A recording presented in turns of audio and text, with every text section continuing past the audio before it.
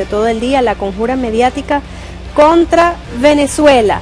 Un evento importante, participan allí comunicadores, investigadores, sociólogos, escritores, una serie de personalidades tanto de nuestra patria como de otros países que están aquí para denunciar lo que ha venido ocurriendo en 3 meses de terrorismo y de guerra de cuarta generación. Vamos a ver todo esto de inmediato aquí en la mesa informativa, donde como siempre tenemos todo lo que usted merece saber.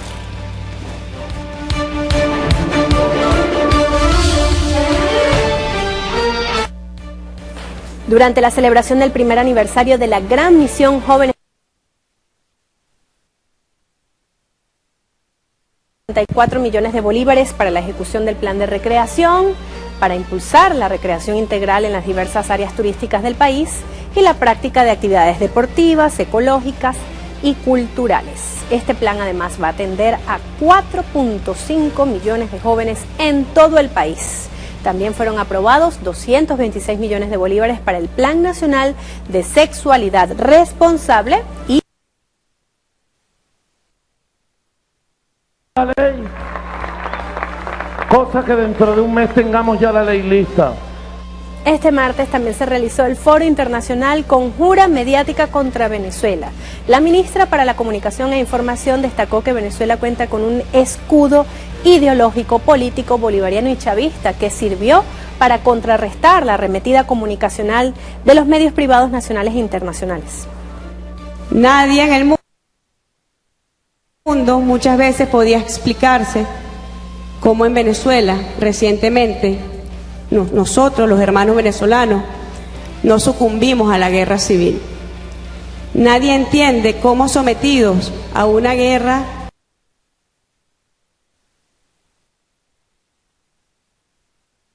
Tercer Congreso Nacional del Partido Socialista Unido de Venezuela. Todo esto al regreso en la mesa informativa, pero a esta hora y como todos los días lo invito a usted a participar en nuestro programa y le pregunto, ¿cómo enfrentamos la guerra mediática en contra de Venezuela? Recuerda escribir. Universidad Pompeu Fabra de Barcelona. Prioridades de la respuesta bolivariana ante el plan insurreccional del imperio. Chávez vive los retos tras la victoria popular y la derrota imperial de diciembre, publicado por cierto en enero de este año, y Francisco Fernández Güey, filosofar desde abajo. Bueno, una constelación que tenemos aquí en la mesa informativa. Primero que nada, permítanme decirles, muy honrada de tenerlos aquí.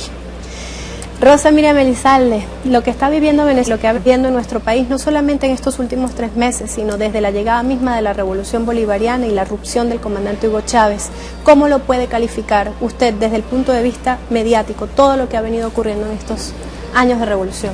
Bueno, la participación de las fuerzas bolivarianas es heroica. Hoy mismo cuando antes de empezar el programa conversábamos un poco y una compañera decía, bueno, Twitter nos ha hecho mucho daño, y yo le dije, no, en Twitter se ha expresado un equilibrio de esas fuerzas que se ha dado por justamente el empoderamiento de la fuerza chavista y la presencia de la fuerza chavista en ese escenario que yo creo que ha evitado derramamientos de sangre. Recuerda que esta guerra, sobre todo la que se ha producido en las guarimbas de febrero, se generaron, la plataforma de lanzamiento ha sido justamente en las redes tecnológicas, como los servicios de telecomunicaciones, SMS sobre todo. La posibilidad de que hay una fuerza que está allí, que defiende, que es real, que participa, que tiene una alta conciencia del proceso bolivariano, ha impedido que, digamos, toda esa neurotización de la sociedad, esa exageración, las mentiras que se han utilizado muy burdas para de alguna manera caotizar y sacar a la gente a la calle, no ha sido peor justamente por la defensa que se ha producido de las fuerzas chavistas en ese entorno. Alguien que viene desde afuera, que está mirando las señales que se están produciendo en esos espacios, por ejemplo, llama la atención que en los trending topics venezolanos siempre hay un equilibrio entre los hashtags, las etiquetas opositoras y las chavistas. Esto parecería para alguien que no esté familiarizado una tontería, pero eso ha impedido justamente que salgan a la calle personas incluso manipuladas de manera o con acciones totalmente no meditadas suficientemente, con acciones emocionales a hacer mucho más daño. No olvidemos que procesos similares se han producido ya en otros países.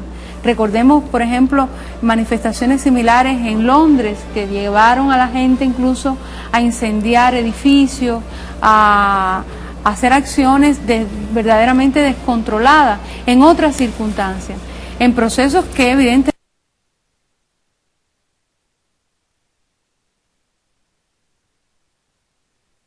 bolivariana. Y pongo esto, o traigo eso a colación por un artículo que escribió nuestro compañero Luigino Bracci Roa, que se encuentra en internet, se llama John Kerry, Internet y la libertad de expresión en Venezuela durante el año 2014. Ella hablaba, Rosa Miriam Elizalde, de la posición de los gobiernos, en este caso de Gran Bretaña, en las manifestaciones que se produjeron en Inglaterra en el año 2011. Donde incluso Twitter, Facebook, incluso la BlackBerry RIM colaboraron con el gobierno para identificar a las personas que generaban todos estos riots, estos disturbios. Ahora, en vez de falta de libertades, ¿cómo vemos este doble rasero de los países imperialistas en torno a Venezuela? Es eso, el doble rasero, exactamente eso. Aquí estamos frente a un fenómeno que ha combinado avance sobre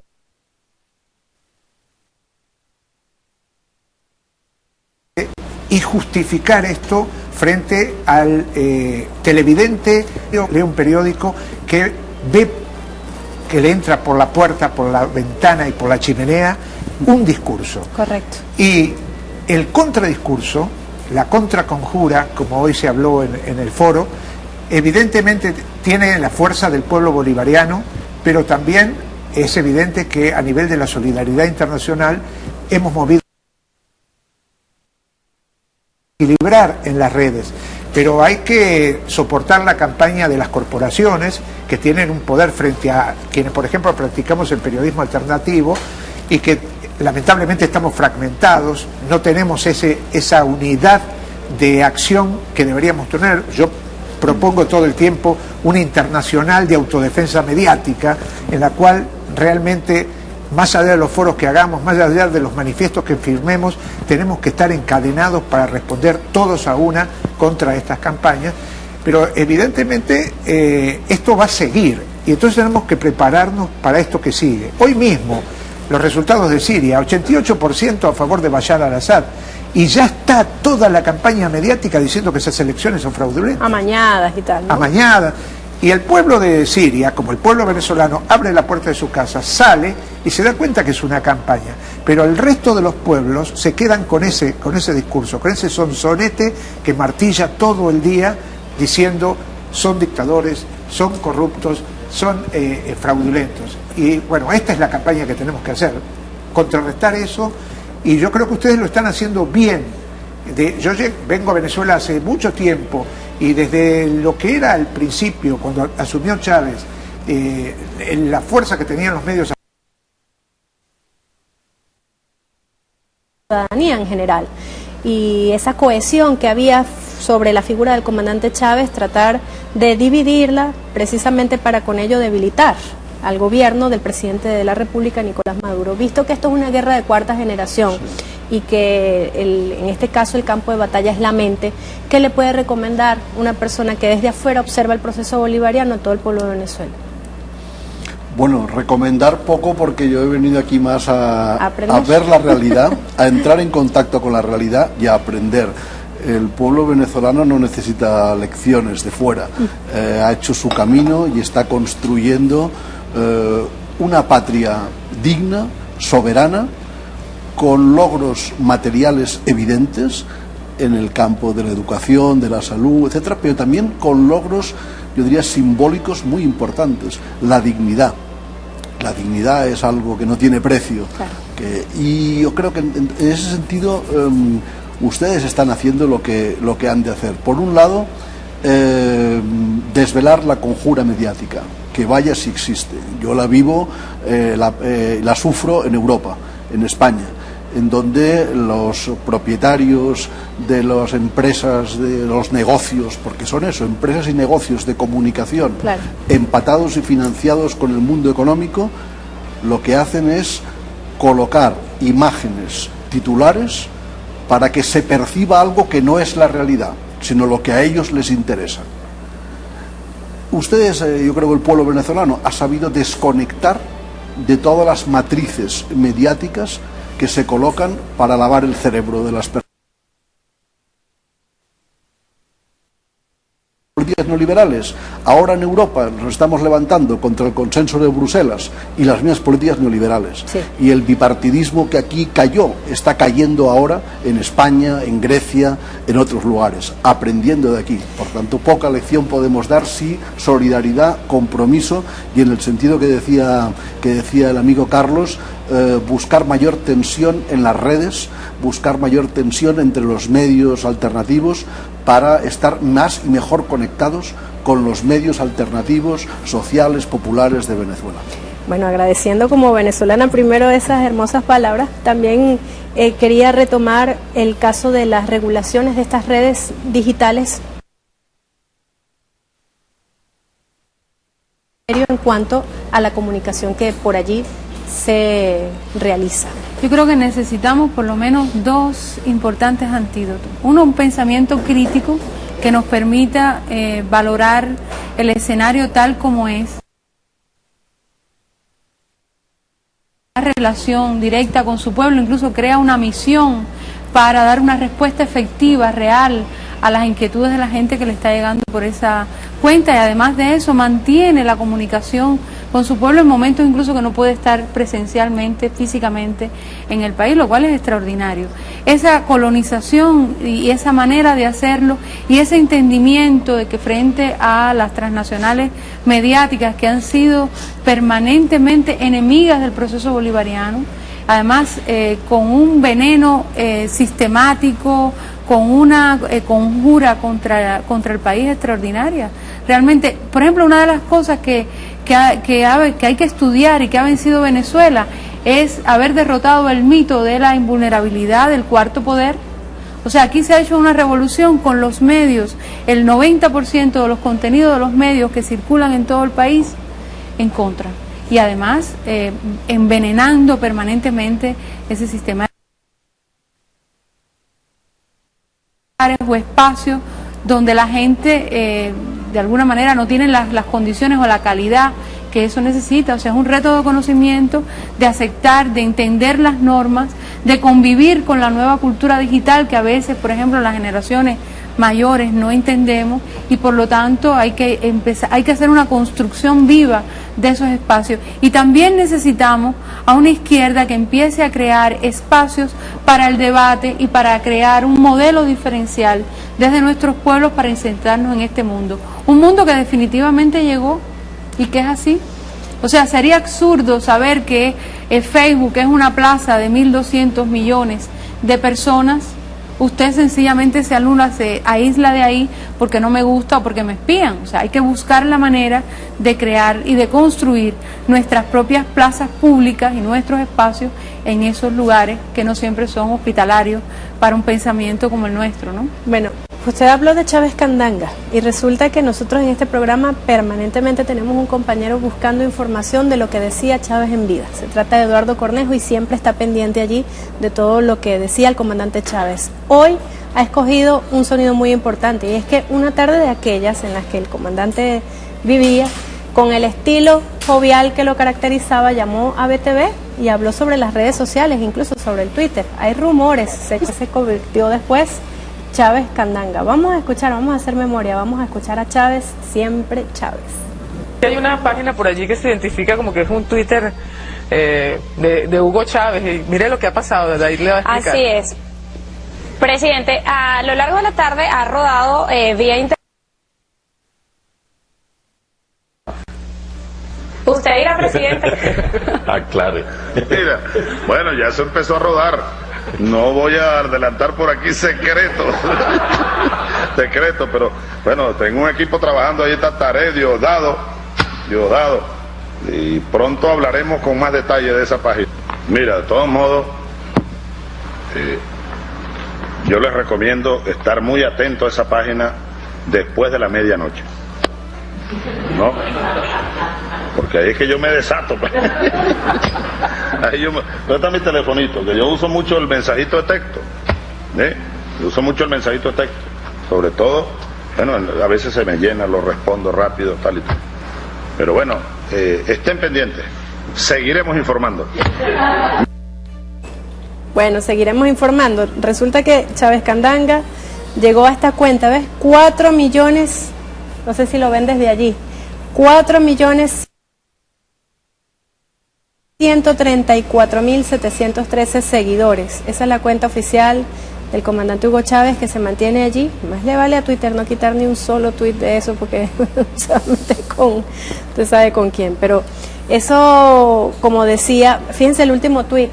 Esto es muy conmovedor. El último tuit fue del 18 de febrero de 2013. Twitter, Facebook, etcétera, de solicitar un poco que se adecuaran a la legislación brasileña. ¿Habría la posibilidad de alguna manera de poner coto a esta situación en el sentido de qué pasaría, por ejemplo, yo me pregunto y le preguntaría también a Víctor y a usted, ¿qué pasaría en el mundo si al rey de España, que está abdicando en estos momentos, se le amenaza de muerte como se le amenazó de muerte al presidente Nicolás Maduro Moros en todo este tiempo? ¿Qué pasaría si ese tipo de cosas sucedieran en Estados Unidos con el presidente Obama? Es una de las preguntas que se hace Luigino Bracci. Y yo me pregunto, ¿hay la posibilidad de que en algún momento en nuestra América se observe una posición más firme sobre la legislación de cada país en esta materia? Yo creo que Brasil, sí, por supuesto, creo que sí. Y yo creo que Brasil está marcando el camino. Yo creo que Venezuela debería, en eso que está decidiendo Brasil en estos días, y que tiene que ver con de su línea telefónica. Y esto ocurre por sacarle una fotografía en algún momento en su yate. Hubo gente perseguida, pero perseguida mal, y amenazas de muerte, y gente que se tuvo que ir del país. O sea que no es poco y nada. Es delito penado. Es delito penado. Es delito penado. Gente que va a la cárcel por eso. Sí, por mucho menos que por amenaza de muerte, por insulto, injuria. O sea, allá hay 2 pesos, 2 medidas. Aquí, al que injuria, insulta o amenaza al jefe de Estado, esa oposición un poco loca pero teledirigida pide libertad de expresión. En España o en Estados Unidos, que no son ejemplo para nada, pero allí se considera delito y se persigue y se encarcela y se procesa. Y en Estados Unidos exactamente igual. Ha habido una revista que iba para barrial, para la comunidad musulmana, que sacó una caricatura del expresidente Bush, cuando gobernaba Bush, y director, jefe de redacción y los 2 colaboradores de la revista, 12 años de cárcel. O sea, esas son las respuestas que da el sistema frente a ese tipo de injurias. Y aquí no solamente hubo invocación al magnicidio con Chávez, lo hay con Maduro, y todavía, como dice Víctor, reclaman libertad de opinión y la libertad de los terroristas. Yo cuando veía la mesa de Unidad Democrática solicitando la libertad de quienes habían ido a la cárcel recién por acciones terroristas, realmente esto no pasa en ningún país del mundo. Fíjense lo que salió en las redes sociales, específicamente en Twitter, en estos tiempos de terrorismo, porque eso no tiene otro nombre, terrorismo. Una cuenta X, aquí la tienen, no voy a nombrarla ni siquiera porque no vale la pena. Maduro, los guaros, es decir, la gente que vive en el estado Lara, Barquisimeto, te declaran guerra a muerte. Otros por aquí, traidores a la horca, el malandro, no puedo decirlo el resto porque es una grosería, de Jagua debe acompañar en la horca a Maduro y Diosdado cuando les llegue la hora. Abajo, así horca. Este tipo de comentarios permanentemente fueron difundidos. Es que la libertad de expresión está por encima de cualquier otra cosa y que por ende habría que dejarlo. Poner coto a esto, ¿es censurar a la población o ¿cómo se puede, digamos, cómo lo calificaría un hombre como Víctor Ríos, especialista en Para nada, yo creo que la impunidad no se debe permitir, no se debe consentir. El pueblo venezolano y el gobierno bolivariano se han cargado de paciencia y de razones y de legitimidad para actuar con la prudencia y la sabiduría que se ha conseguido aquí en este proceso, pero para actuar. La impunidad no es justicia, para nada. Y yo creo que en esto las redes sociales, políticas, culturales del resto del mundo tenemos que ser capaces de informar más y mejor de lo que aquí está ocurriendo. El restablecimiento de la democracia en Cuba y Venezuela. ¿Qué da eso ya como indicador? Pero ni de broma me imagino hablará sobre las solicitudes de referéndum para ver si se llega claro, a pero una, en España nos a una tendremos que república calar, en España. como dicen ustedes, un sucesor de la corona, el otro impuesto por un... Transmitió el documental Enjambre, donde se explicaba cómo el imperio intenta penetrar todos los sectores de nuestra vida, sobre todo los más vulnerables. Un detalle interesante es que el trabajo muestra cómo desde la década de desarrollando ya operaciones psicológicas en el mundo. Fíjense, ya venimos.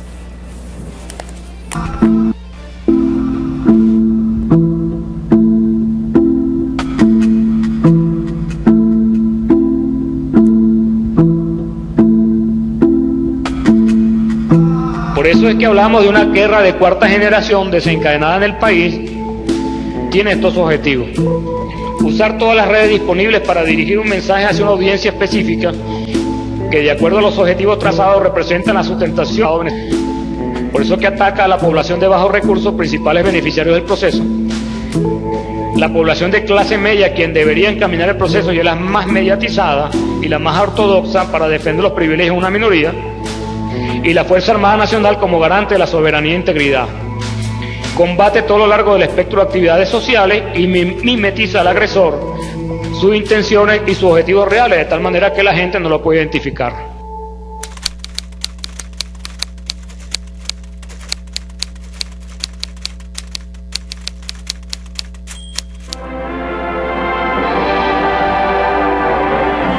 Frankly, Mr. Ambassador, we are also requesting that your team of advisors include a senior officer who is thoroughly experienced in psychological operations. Very well, sir. I think we can provide you with an expert on the subject.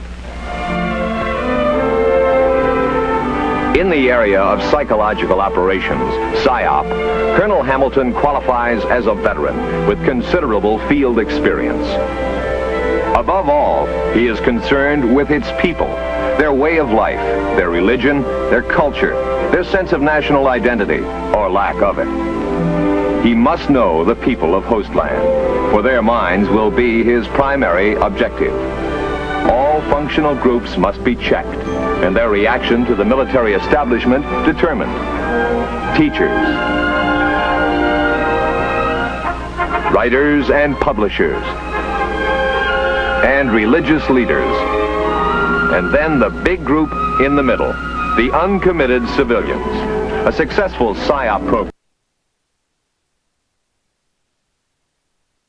Pero es un partido relativamente joven, pues. Un partido que no tiene más de 7 u 8 años. Los partidos y las direcciones estratégicas no se construyen de un día para otro. Una vida, ni siquiera un niño.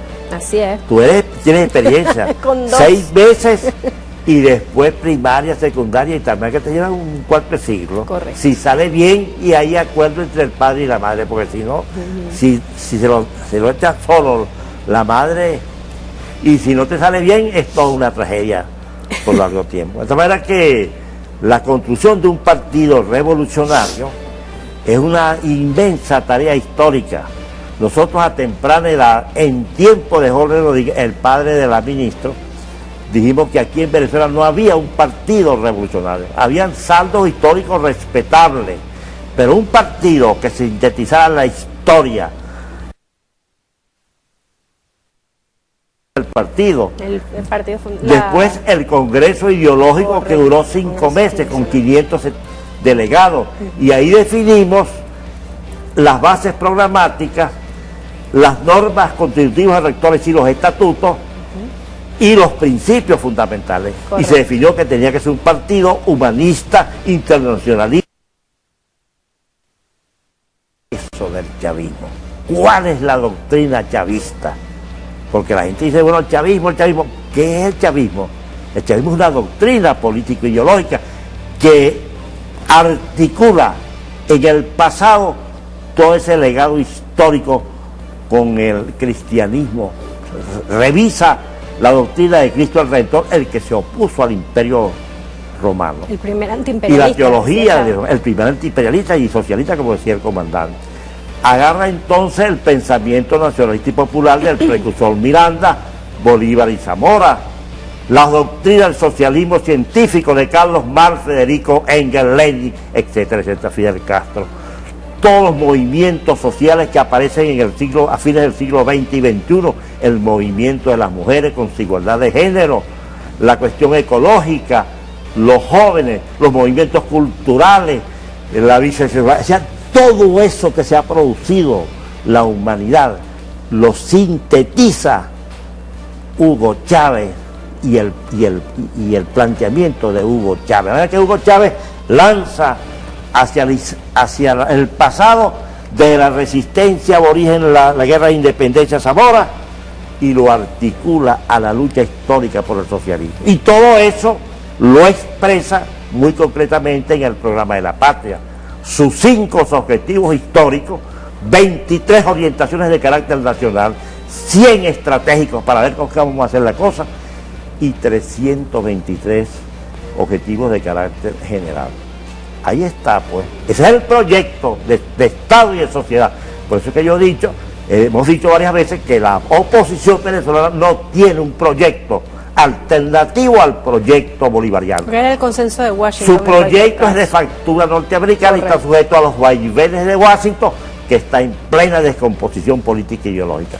Mire, usted hablaba entonces de la necesidad de que se creara la doctrina chavista como un constructo, un concepto ya para incluso la posteridad, así como existe el marxismo. Quién sabe si algún día el chavismo se constituya ya, de hecho, como una doctrina política. Pero también hablaba de otras 2 cosas que eran tareas de este Congreso tercero, que tiene que ver con el ámbito internacional y con el tema organizativo propiamente dicho. ¿Cómo van por allí? En el plano internacional se nombró una comisión presidida por el joven ministro Elías Agua y 11 camaradas que integramos ese equipo. Eso produjo un material político, y en el caso de la Asamblea Nacional yo soy el responsable, junto con un equipo de compañeros, de conducir ese proceso en la Asamblea Nacional. Ya hicimos un primer encuentro, yo diría una encerrona de las 9 de la mañana hasta la tarde, para revisar exhaustivamente los documentos, porque las cosas plenarias del bloque bolivariano, los 91 diputados, 99 principales con su suplente, toda una mañana discutiendo esa cosa. Avanzado tremendamente, y el partido. Por eso hoy, en una reunión con la presencia de María León, nuestra leona de siempre. La María Leona. La leona.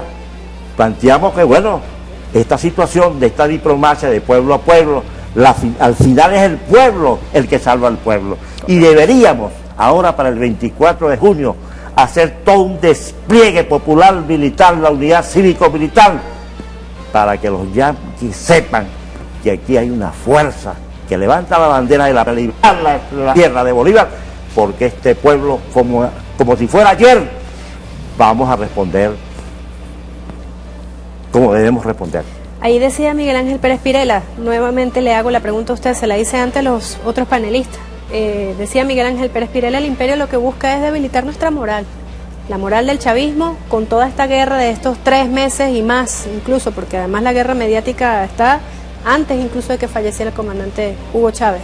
Buscan debilitar la moral. ¿Cómo logramos nosotros? Le hago ahora la pregunta a usted, un venezolano, venezolanito y además revolucionario. ¿Cómo rescatar esa moral en la cual nos posicionó el comandante Hugo Chávez para defendernos. Conocer todo el legado de nuestro procerato civil y militar, por lo menos desde Guaypuro hasta Chávez, porque esos fueron incorruptibles.